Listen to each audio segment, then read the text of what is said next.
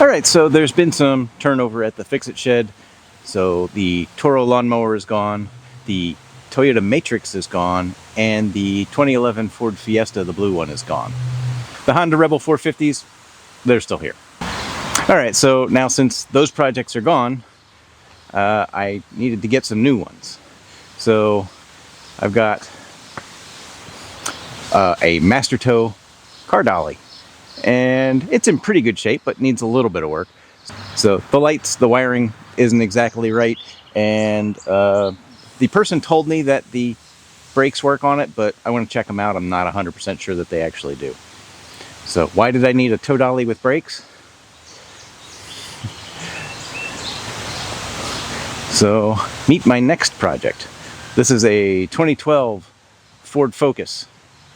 So, and it has a bad transmission, which is actually very common. So I am going to repair the transmission, and also it does have some other things wrong with it.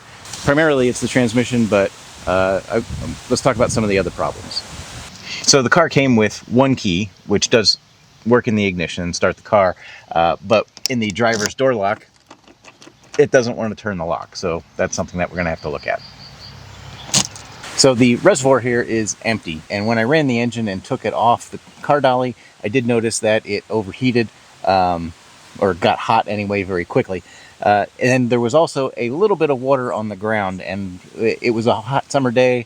It did evaporate fairly quickly, so it was just water. So I'm wondering if maybe the previous owner just put some water in here to keep it cool long enough to get it on the car dolly. So, and also, where that was leaking from, I'm suspecting it might be the water pump. These are known to have water pumps that wear out. So we'll keep our fingers crossed and hope that's what that is, because it's not a terribly expensive fix. This does have some pretty mediocre body work to it. So typically these rust out on this front lip here, and it looks pretty good. You know, the paint work, that's a clear coat, that looks pretty bad.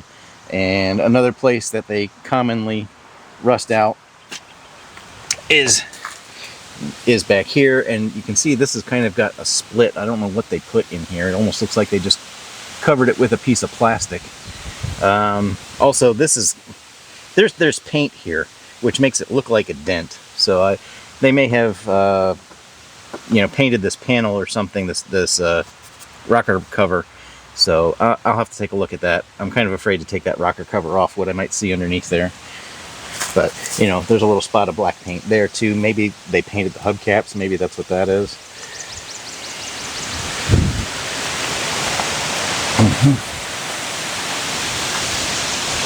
But, yeah. And they did this side too, and it's bubbling up here. All right, so I'm going to sit inside the car and get out of the wind a little bit. All right, so the previous owners, they picked this car up last September. It's now June.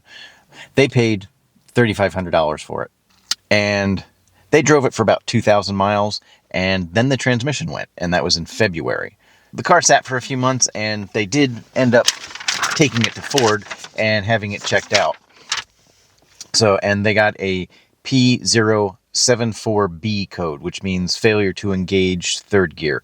So the technician did take it out for a test drive. He verified that it was grinding when going into third gear.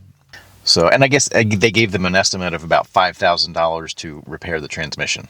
So they finally decided that they weren't going to invest any more money in it, and they put it up for sale, and I was able to pick up the car for $800.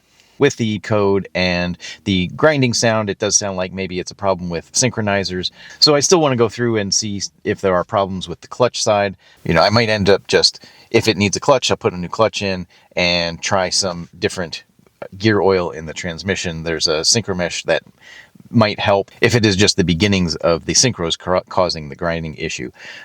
So it might help there. If it goes beyond that, I might end up replacing the transmission. So we'll see how that is. Right now, there's actually a used Focus on Facebook Marketplace for $500 that it says it has a good transmission. The car only had 115,000 miles on it.